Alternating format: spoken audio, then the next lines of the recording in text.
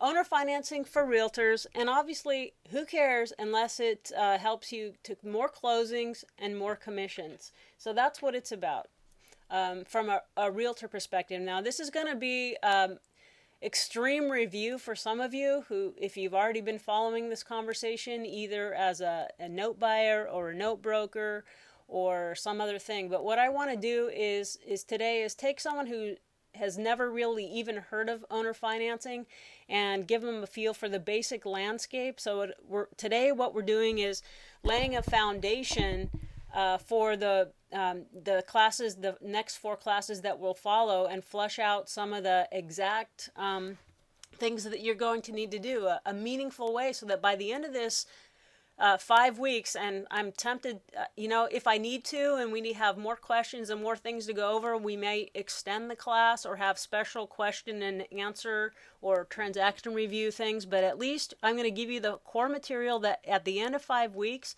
you're going to have a really, really good idea of how you can make money in this market when sellers are stuck on price, when buyers can't qualify, and people are losing jobs. We're going to give you tools. So that's why you're here. And just for anyone who, some of you know me already, and some of you have just been introduced. I've written this book, Seller Financing on Steroids, and I obviously started this club. I've been lucky enough to be interviewed in Investors Business Daily, Market Watch, and even NAR. I mean, I couldn't believe it. The National Real Estate Association of Realtors actually had me on their show, and it was sort of broadcast locally here in LA on KABC. But anyway, for whatever, that's just some of, and that's just the things you're supposed to say to be all glitzy and say, oh, I'm important, listen to me. But really, my biggest thing is just having a passion for helping people to alleviating the pain. I don't know if most people know, but I mean, I was a nurse, an RN, for the first half of my career, and then only since 2004 I've been full-time, following this other line of work. But as a nurse, and I was an ER nurse, one of the things was I wanted to make a difference. And so basically, instead of doing emergency room work on people and bodies, I'm kind of doing ER work with the market that we have today, doing triage and resuscitation of the real estate market that we have right now. And so, but the thing I can't get away from is I just want to help. And so what I see is there's a lot of pain out in the market, and that's really what fires me up and what I'm really about. Plus, I have 4 backyard chickens that give me 3 to 4 eggs a day, and that's another really important thing to know about me. Okay, so here's the thing. Don't let your clients say this about you, because I do hear these types of things regularly when buyers or sellers find me on the internet, and then they talk to me, and then they go, why didn't I hear this from my agent? And this was on a $4.5 million property in Michigan, Detroit, Michigan, of all places, but like out in one of their little, uppity cul-de-sacs or something. But this guy, he says, why didn't my agent tell me about owner financing? I've been hanging out on the market for 18 months. Or here's another thing. I asked my agent if they knew anyone who could help us structure the seller carryback note, and they said they didn't. Now I'm finding I can't sell my note at all, and I'm really upset. I mean, this was a guy who brought me a note. He says, can you buy this note because there's another property I want to buy. And I took a look at it and says, oh my God, why didn't you guys call me? If you would have called me 3 months ago when you were closing this, we could have had a chance of doing something, but there's just too many. So he goes, but I asked my agent, I even asked them if he knew anyone, and the agent said, nope, there's no one like that. And so now he was really upset with his agent because they didn't bring the necessary tools to the table to give him an exit strategy. He wanted to liquidate. He didn't want to hold the note for 20 years. He wanted to at least get 50 or 75,000 out of it, and it just wasn't possible because of fatal errors in the way the deal was put together, and that creates a lot of potential liability. I mean, that agent and his broker could be facing a lawsuit if someone was angry enough.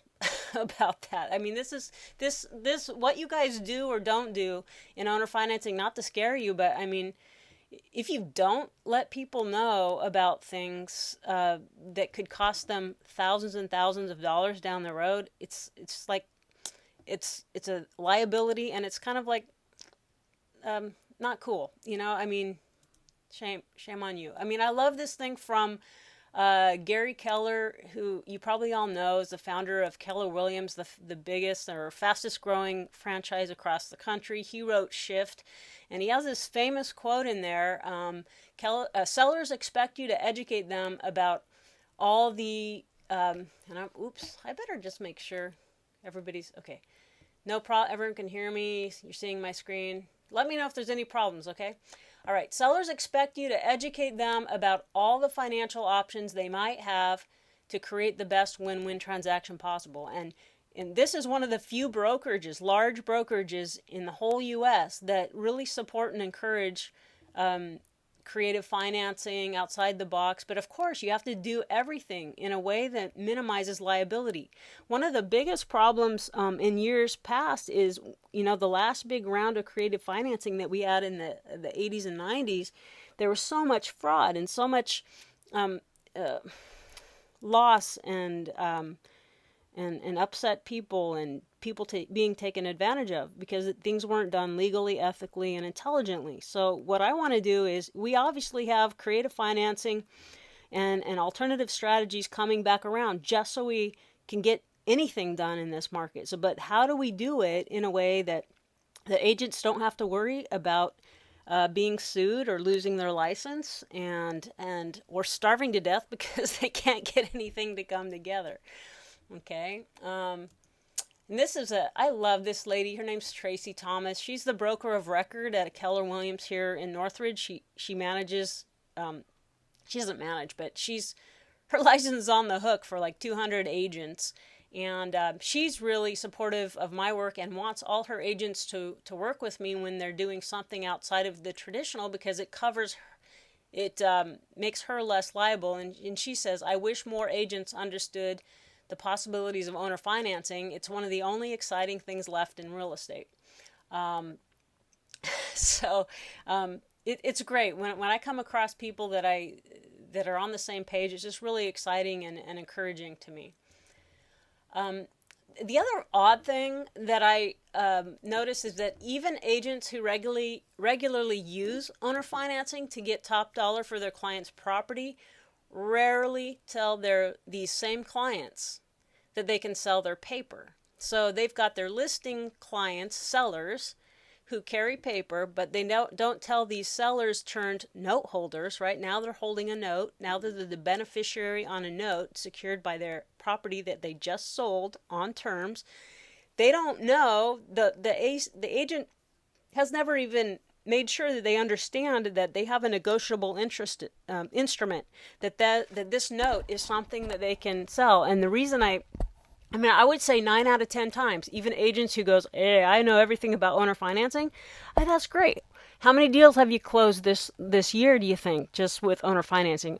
Probably about 5. And I said, that's awesome. So how many, did you happen to tell any of them that they can sell their note, like if they ever had a need for cash, or their beneficiaries or their heirs had a note for cash? Did you just mention that? And they get this quizzical look on their face. No, I never really thought to tell them that. And I go, well, don't you think that might be important if and when they ever had a need for cash? And don't you think, and why you're even taking this class, I hope, is partly to figure out how you help them maximize the price they can ultimately get for their note.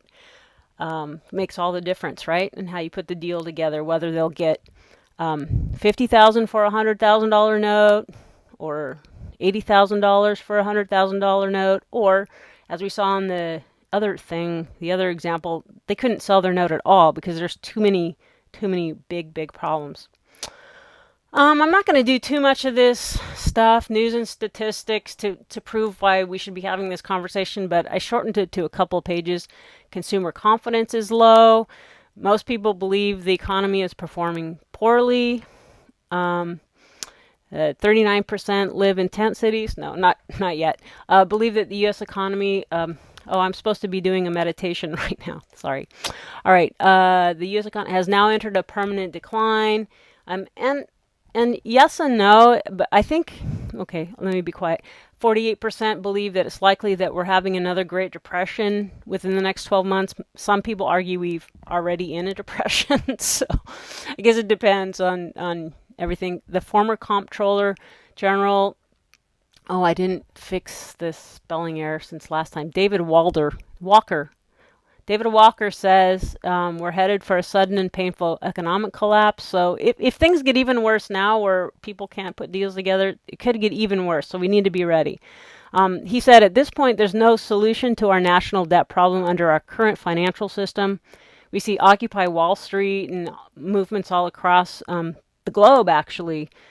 Things are going to be changing. Might get a lot messier before they get better, but it's kind of good in a way. It's unsustainable what we've had going. Imminent sovereign default in Europe could wipe out big bank across the globe. I know they're trying all the tricks in the book, to keep things status quo, but it's just such a deck of cards. So are you prepared? As an agent, if you're like most people, you've had a little tougher time. The commissions, the closings are down, and you might be a little depressed even. Others of you might have adapted really well and are doing better than ever. But for a lot of people, they find it a lot of challenging, and they have to turn a lot of potential buyers away because they don't know how to turn those buyers into to help them close on a transaction and turn them into commissions. And they don't know how to help sellers who are stuck on price and don't know how to help themselves. So now I kind of want to hear some experience. Does anyone, I'm going to unmute the lines, and I want you to type in the little question or chat box, whatever.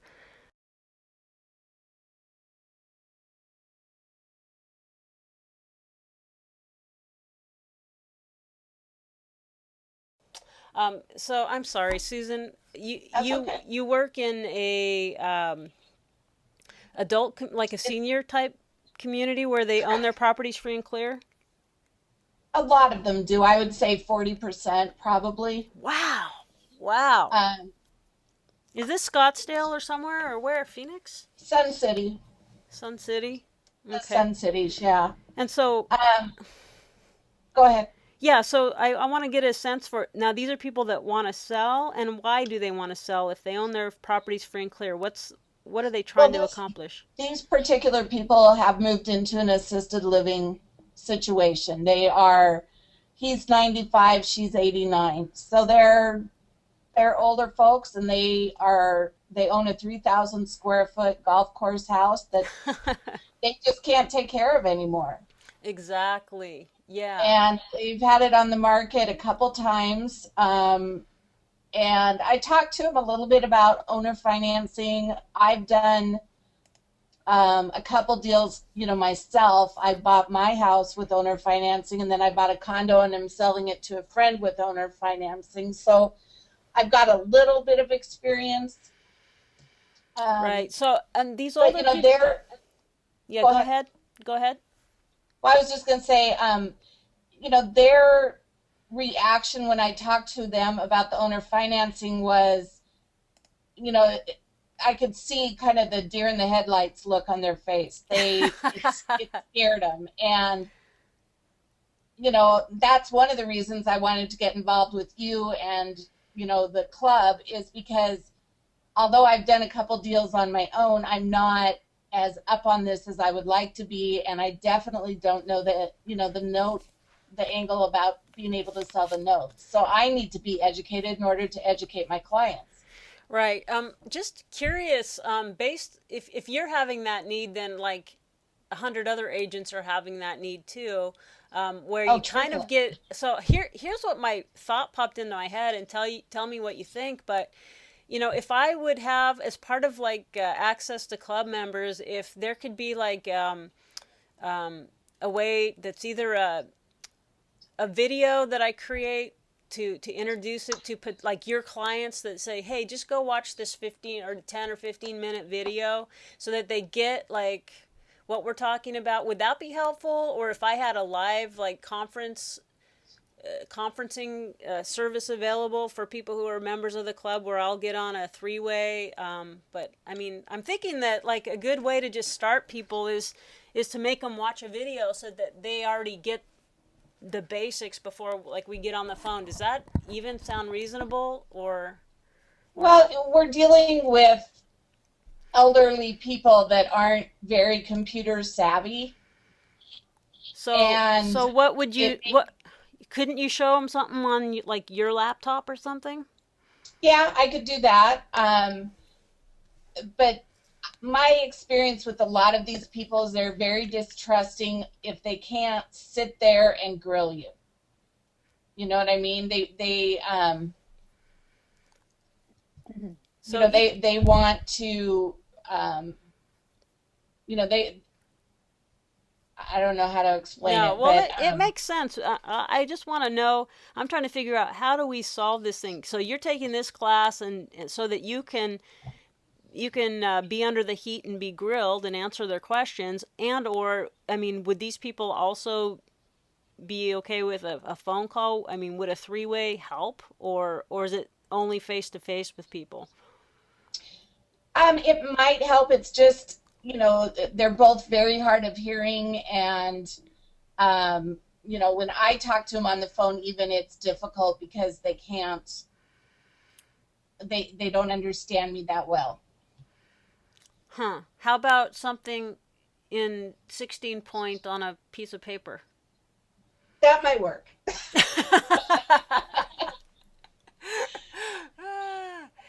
So Yeah.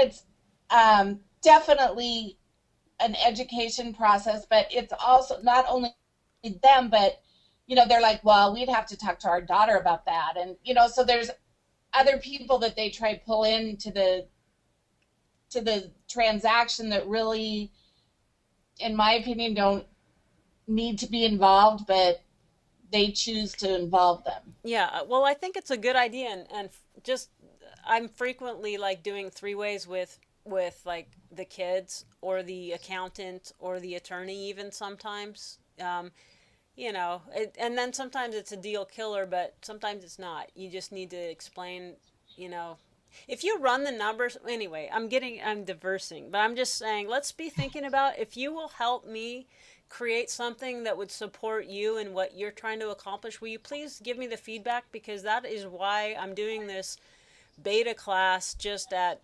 rock bottom prices, because I need actually help and feedback in putting something together, downloads, videos, documents, reports that will actually help people like yourself, who are dealing frontline with the real clients, get them to understand quickly, easily, and so you can get to a closing instead of a.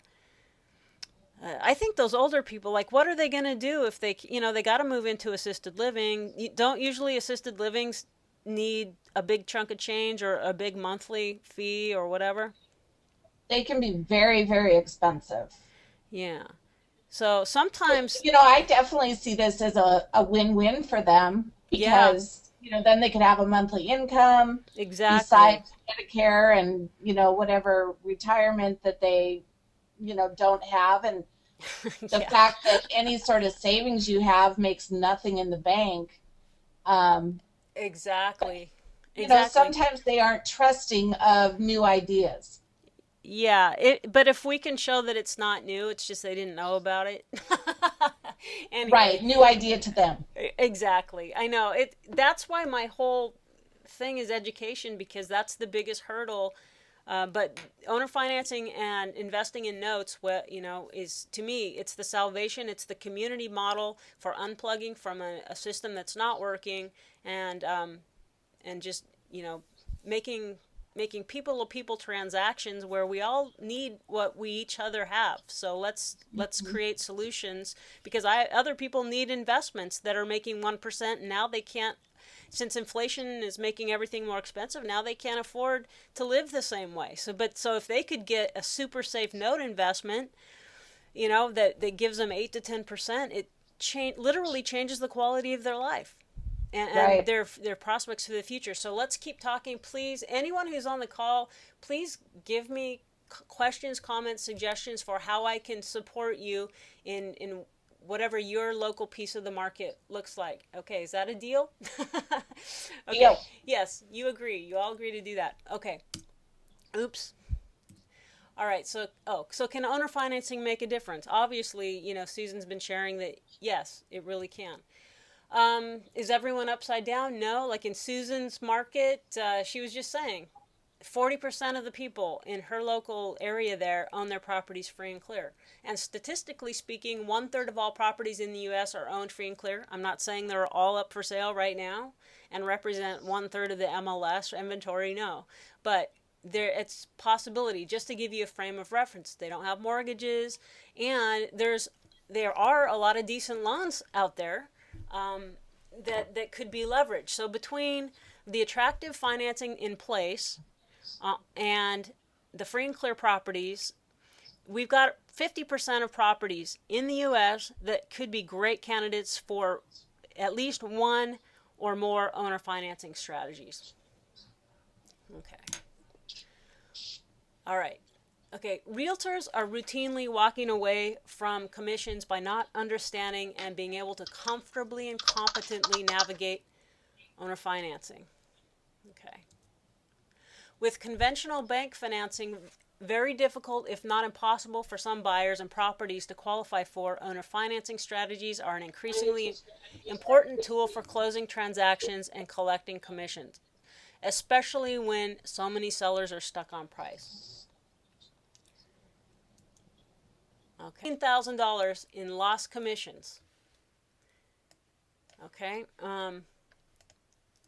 sales price. Okay, this was a property in California. The sales price was $900,000. Agreed, accepted offer with a $300,000 down payment, and they were going to ask the bank for a $600,000 loan.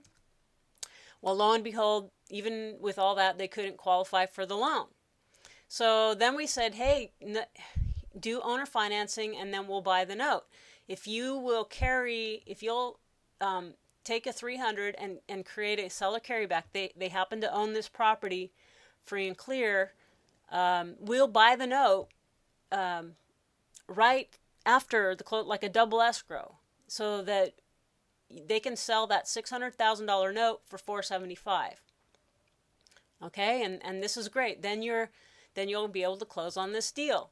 In that way, the seller would get $775,000. They'd get the down payment of $300,000 and the note proceeds of $475,000. So they would walk away with $775,000. And the realtor, based on a 5% of the $900,000, would get $45,000. But guess what? They said we don't get this. It's probably illegal. They never even presented the possibility to their seller. So instead, they thought a better idea was to just drop the sales price to $600,000 cash, so someone else could buy it cash. Oops. Yeah, all cash, and the seller got $600,000 cash instead of $775,000. I mean, that's $175,000 that realtor let their client, toss in the trash. And the realtor only got 5% of $600,000, $30,000. I mean, this is totally ridiculous. Just because they didn't want to, they weren't comfortable, they didn't understand it, they didn't want to look dumb, they didn't want to know, look like they don't all have all the answers and know everything. They lost $175,000 for the client and $15,000 for themselves. It's not necessary. Just not necessary.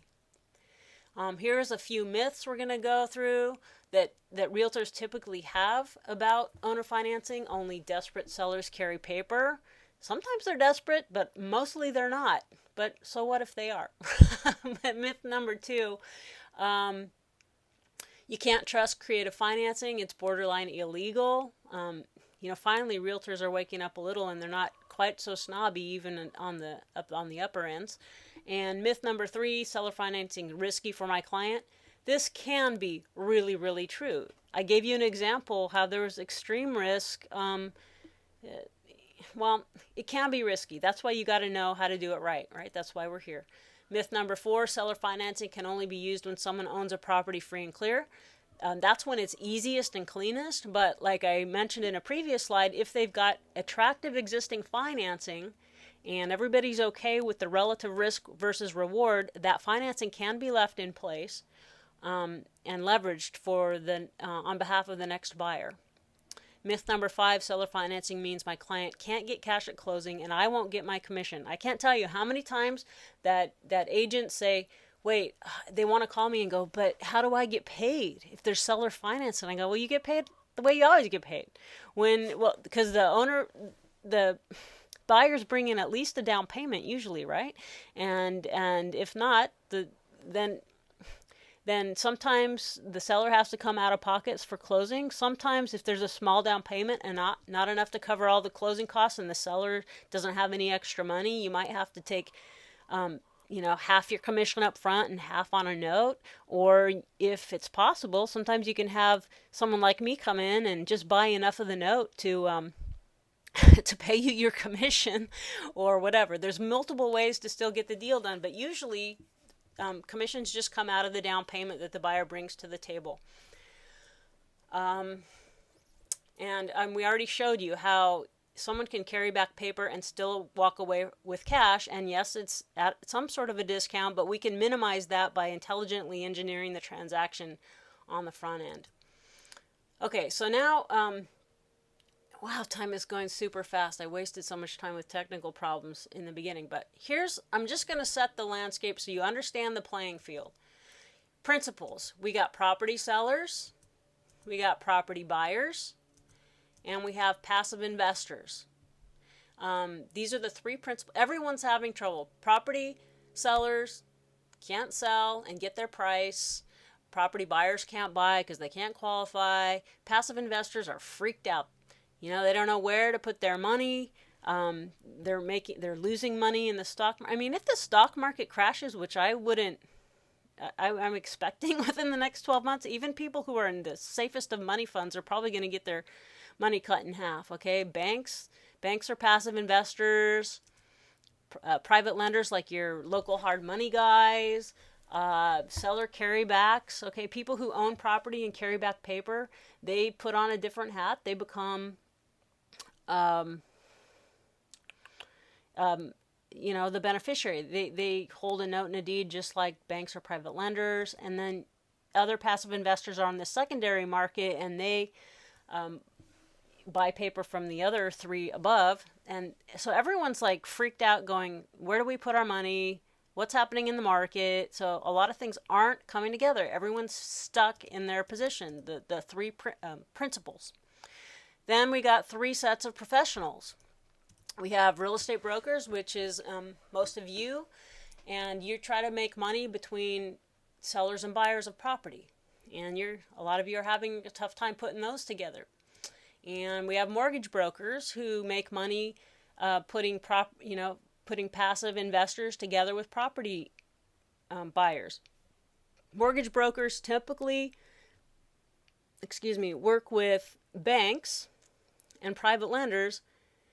They just don't know what to do with seller carrybacks and then the subsequent sale of notes. If they would understand a little bit about this, like they know how to make money putting this buyer with this bank. They know how to make money put this buyer with a private lender, hard money loan. They don't know how to make money when there's a sale of carryback and the subsequent sale of a note. But they could. It's just such a small step for them to understand how they can do better and not be afraid of owner financing like it's competing with them. Doesn't have to. They can still make money helping those come together. And then you got note brokers, and that's kind of where I fit. And I help property sellers who have become the bank on their own property to liquidate. So I make money between property sellers and down here secondary note buyers. Okay, so here we have our trifecta here of professionals. So here's our the Star of David. I'm not Jewish, but I love this symbol, and I think it's part of sacred geometry or something really important like that. But to me, it just represents balance. And so you're going to fit somewhere, and all of us can fit in different places. Sometimes, well, I own property. Sometimes I'm a property seller. Other times, I want to buy property, and I'm a property buyer, and I want to figure out how to add another investment, or I want to find out how to buy a home if something went sideways and my credit got shot for a while, or I can put on this hat, and so I can use the knowledge we're going to be learning today and over the next few weeks. I can use my knowledge of owner financing and notes to solve problems, no matter if I'm this, or this, with money in my self-directed IRA or my whatever. Get it out of a 401k. You got to get your money out. Don't leave it with other people to manage. Just word of advice. Or if I'm a real estate broker, I can make money here. I mean, I have my broker's license because all these three people, at least in California, it's not this way everywhere in the country, but you got to have the same license to do all these things. Real estate broker, mortgage broker, note broker, with the exception of just recently, as we know, you have to have an extra little bonus to this license, the NMLS and all that. Ugh. I sure hope, I don't know, I shouldn't say, I guess, I just, the whole Dodd-Frank thing is such a joke, and it's just the regulatory crap that they shove down our throats is just, anyway, I'm going to get on a soapbox. So, but same license. So, I mean, I broker notes. I can buy a note between a owner will carry property seller and bring in an investor, a note buyer, or I can buy it myself if I want it for my own portfolio. I could use knowledge of owner financing and notes to sell someone else's property, although I rarely do this except as a favor to a friend or something. I can make money down here putting someone who might buy a note, but they might also be a private lender. I can put them together with an investor buyer, not an owner-occupant buyer. But anyway, just saying, when you understand owner financing and notes, you can go, how do we create balance and harmony and get what we need, just being able to be flexible here. If you're a real estate broker and you understand and know a note broker, that's going to help you get a property seller to say yes to the buyer, and then you're going to get your commission. But if you don't know that I exist and what I can bring to the table, you're not going to get that deal to come together. And anyway, yada, yada, yada. Let's see if I can keep going on. So now I'm going to expand upon this because we just need a way to set so we got passive cash flow investors. Okay, we got banks. We all know about them. Private lenders, hard money guys. Okay. And we got owner will carry property sellers, ones that are willing to offer terms for a buyer. This is the primary mortgage market. This is the primary market. They originate. Banks originate loans. They loan money. Private lenders originate loans. They lend money. Owner will carry property sellers loan equity. These loan money. Sellers loan their equity, but they all have originated paper. Everybody here, when they loan money, they get a note and deed of trust. When they loan money, they get a note and deed of trust. When they loan equity, they get a note and a deed of trust. Okay? And then you got the discounted note brokers and buyers, where I fit in. This is the secondary market. Okay? It's secondary because I didn't originate the paper. I can, originate, but this is the secondary market where I will buy from the banks. I could buy a non-performing note if I wanted. I could buy a note from a seller who offered terms to sell their property. And I could buy money. I could buy a note from a private lender who just wants out of the deal, or they have a better opportunity to make more money somewhere else, so they'll sell me at a discount. I can buy from all those people, but it's the secondary market. And mostly, here's where my business model is focused. The owner will carry property sellers. The private lenders, I do a little bit of private lending in my local market only, Southern California. And, but mainly, I'm a discounted note broker and buyer across the U.S., okay? And just so you know, there's way less regulation to buy a discounted note than there is to originate.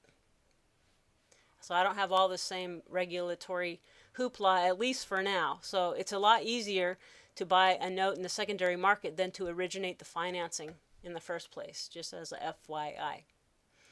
Okay, is there any questions? Does anyone have any question? Please type anything in if you have questions. Okay. So I already kind of went off on a tangent before, but if you understand how owner financing and notes work, you can make money no matter where you are on this thing. Okay, so here's an overview of all the owner financing strategies that are available to you that I understand, okay? There may be things I don't know, and that's fine. But here's what the standard time-tested owner financing strategies are. There's the installment sale, the seller carryback, the take back paper. There's a lot of different ways to call it. There's the wrap, the all-inclusive trust deed. There's subject to. There's the title holding land trust, title holding trust, a lot of different ways to call that. There's lease option. I think most people, even though it's more dangerous, some of the other things are more comfortable with lease options than anything else because at least we've heard of them. They're not so freaky and weird to people. And then there's contract for deed. Okay, down to the basics so we're all on the same page. So here's where I was going to flip to watching a movie, a little movie that's on my site, but I'm not going to do it now. I'm going to give you homework just in case you haven't seen this. So I want you to understand, let me just, how do I do this? So if you go, okay, if you go over to Owner Financing Club, if you haven't already, watch Owner Financing Basics Part 1 and Owner Financing Basics Part 2. And between these two videos, you'll be able to just get, if you're not sure how it works and how it relates to the typical cash to new loan, then go watch those. But I don't want to take time right now because we're running out of time and I want to get through these slides. So, but it's so basic, but it'll really help you see how easy it is to understand. So you just pretend we watch those videos, and maybe you already have, and so just to, the owner carry people have a note and deed just like the bank does, right? When a bank does a loan, that's called commercial paper, a commercial note, right? They make a loan, but they hold a note, a promissory note. And it's commercial paper because it's a big corporation, large institutions. We all know they're so large they're too big to fail. Isn't that wonderful? And then they usually have standard loan rates and terms, which unfortunately everyone thinks that's the only way to do loans, is because that's what the banks do. They always think in terms of 30-year financing, which can really be a killer. Their paper can be performing or non-performing. Performing means the payments are coming in as expected. Non-performing means there's a default or there's, multi-day lates or whatever.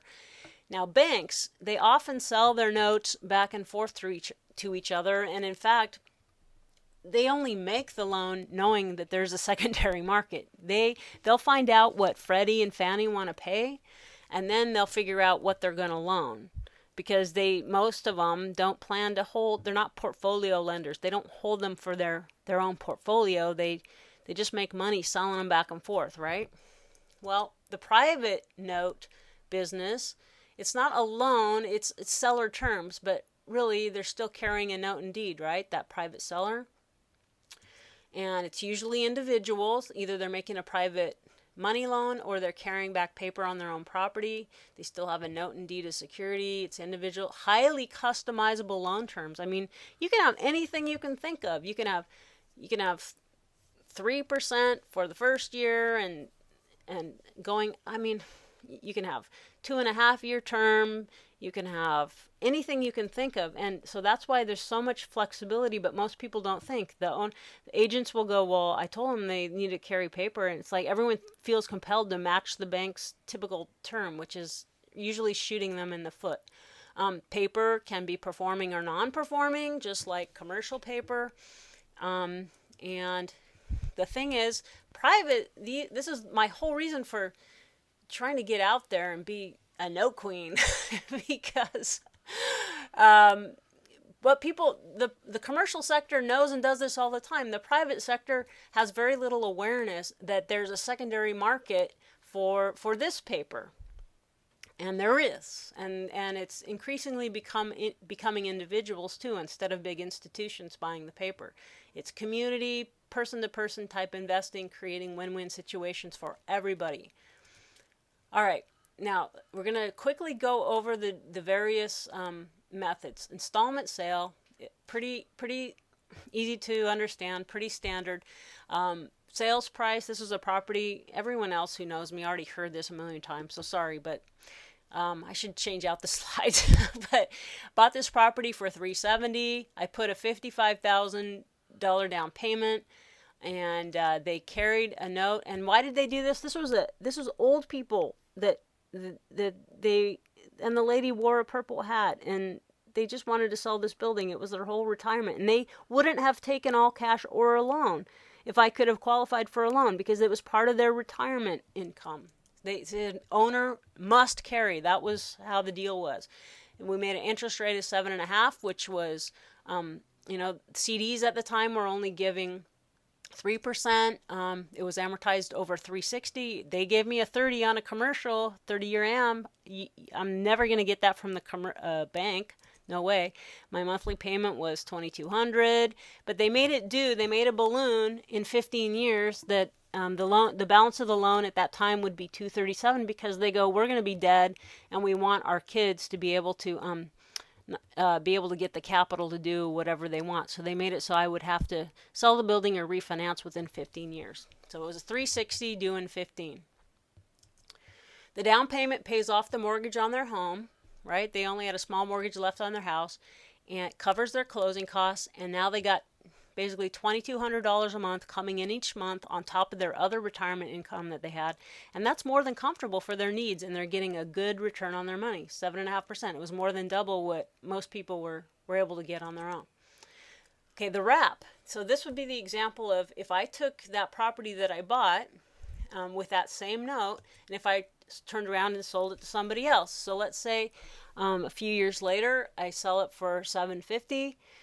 Didn't really work out this way. I ended up I think it's a follow-up story for some other time, but here's what it could have looked like and what I was sort of expecting. I would sell it for $750. I would take a $250,000 down payment. It's a commercial building, so 30% down or so, 33%. The loan amount, $500,000, right? So that's what my buyer is going to owe me. And I'm wrapping this $500 wraps and includes this $300. So pretend like this $300,000 loan that, remember these people? Oops. Oh, that's going to go way back. Oh, wow. Okay, so see the first deed of trust for $314. Okay, by the time I sold it, the loan balance was, let's just say it was about $300. So that's where I'm coming up with these numbers. So let's say I still owed those little old people who sold me the building. I still owed them $300,000. But the loan that my new buyer owes me is $500,000. So this is the pit. This is the flesh of the olive around it. Okay, this $500,000 includes this. This stays in first position. I wrap the whole thing, an all-inclusive trust deed, and I'm still in second position, but it's more powerful for me to wrap the underlying financing instead of just having an independent second. It's more protective for me.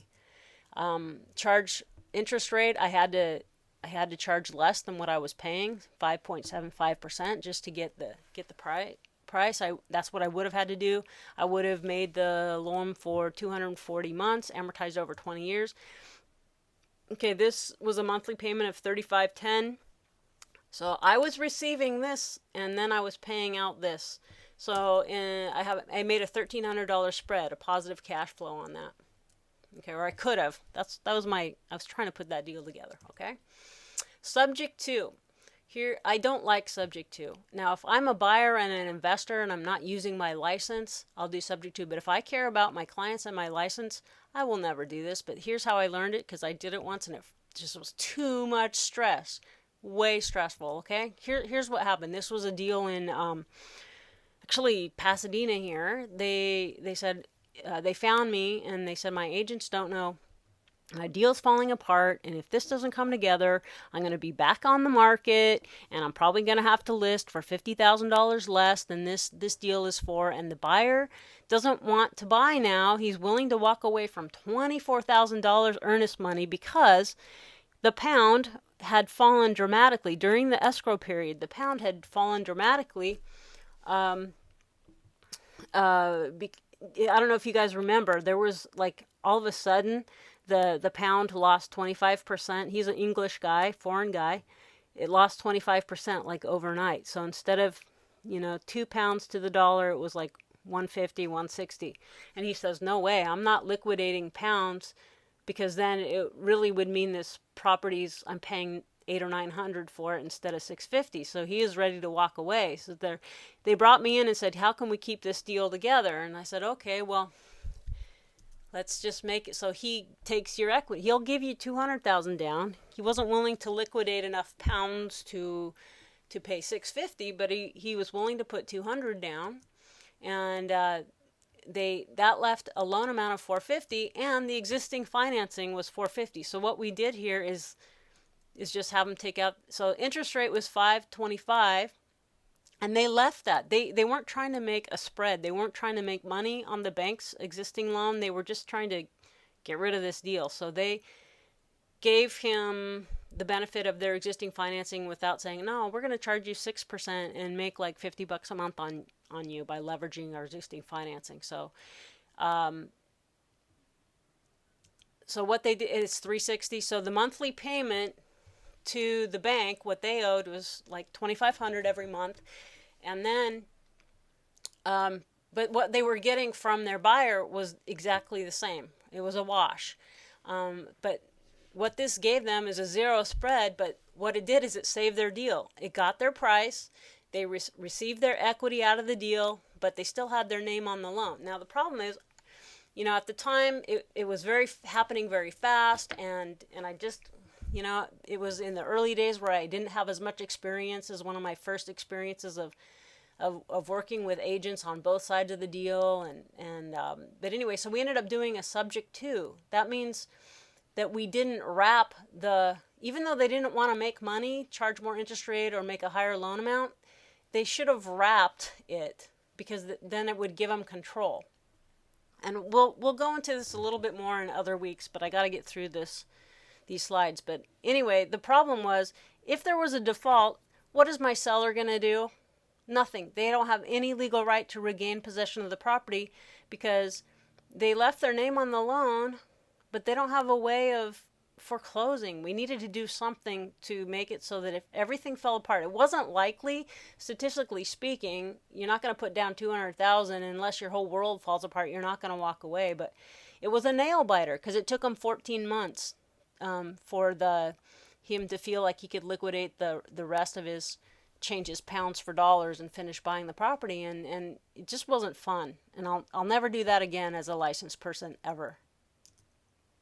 Title holding land trust. There's ways to use this in a variety of ways. Some are great, some are not so great. This is an example. This is also old news to anyone. Agreed value $2.4 million. Existing financing 1.7. It was great for a jumbo. It was fixed at 6.75. Monthly mortgage about 12.5. And they were needing to sell. They had lost their income, and now that $12,000 payment was like a noose around their neck.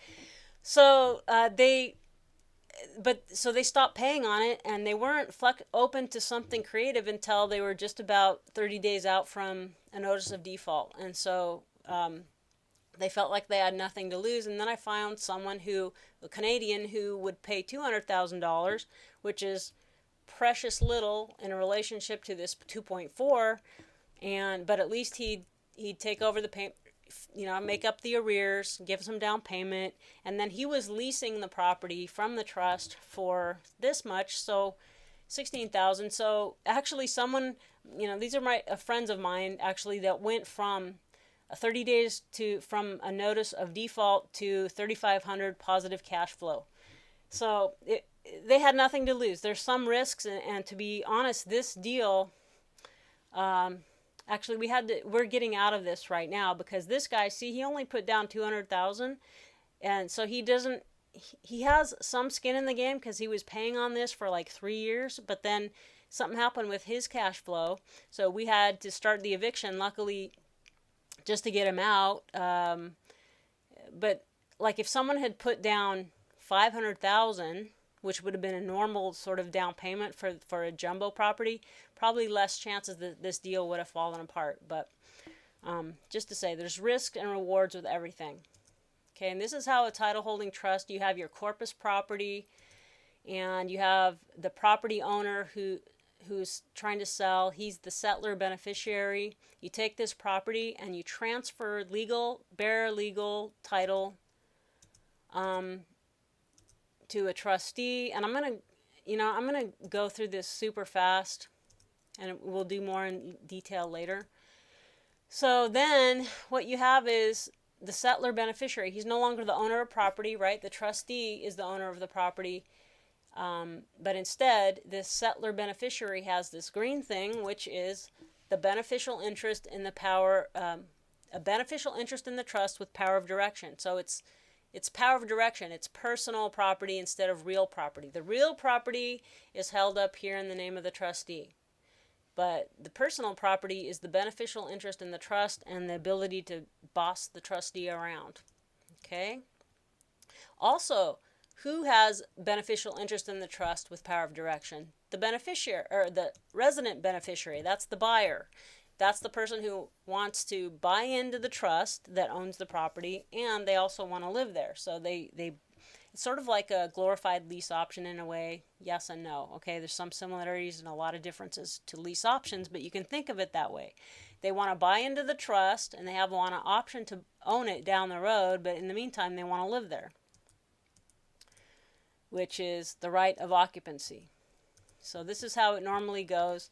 You've got these two people in the trust together. They each have power of direction, so nobody can change anything on anyone else.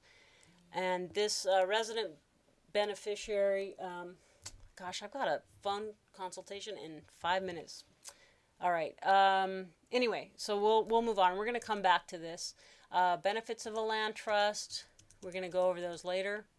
There's lease options, basically an option agreement, the right but not the obligation to purchase the property at a specified price on or before a certain date. Then the other piece to that is a lease agreement, the right to use and take possession of the property. And then you have a sales agreement specifying the sales terms when and if the option is exercised. We're going to talk about this a lot. I've recently just learned a lot about lease options. I used to be against them, with a great passion, but now I can see there's a lot that I need to learn, and so we're gonna talk about that too. Contract for deed, sales contract. That's kind of like a layaway plan for purchasing property. The buyer gets title to the property after he's made all the payments on time. So like if you have a note and a deed or mortgage, you get title and you just pay on the note, and if you don't pay, then the beneficiary or whatever gets to take the property back through foreclosure.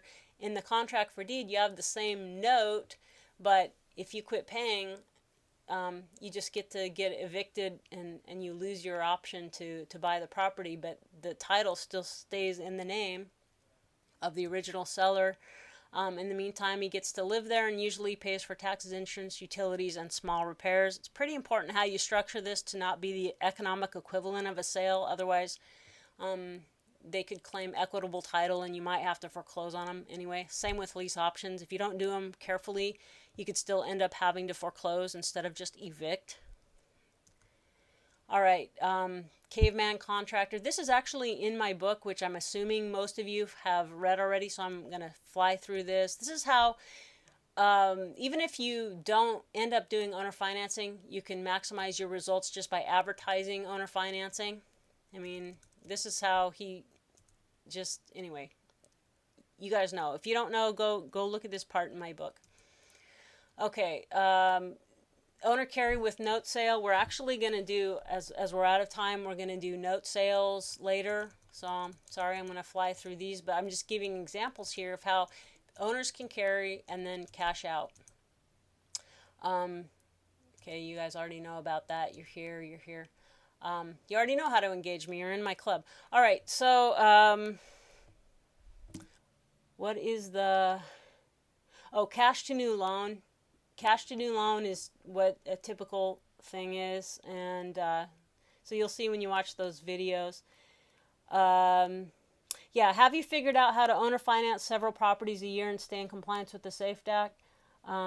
Also, do you already have a class you teach self for calculator use? This is a great question, Patrick, because yeah, there's I am going to be teaching a calculator class. It's just that I haven't quite got to it, but that's probably within the next month, something that I'm going to teach, because it's not that hard. I probably in 2 hours I can teach you basics of what you would need to know. So stay tuned for that. If you're a member of the club, that's something you're going to have access to without any extra charge. Okay, SAFE Act is if you're going to do it as an investor, there's things I'm going to make a note that that's going to be a whole class in and of itself, is on the SAFE Act stuff. But yeah, there's a lot of things to think about, and you got to figure out ways to do, get around it. So good question.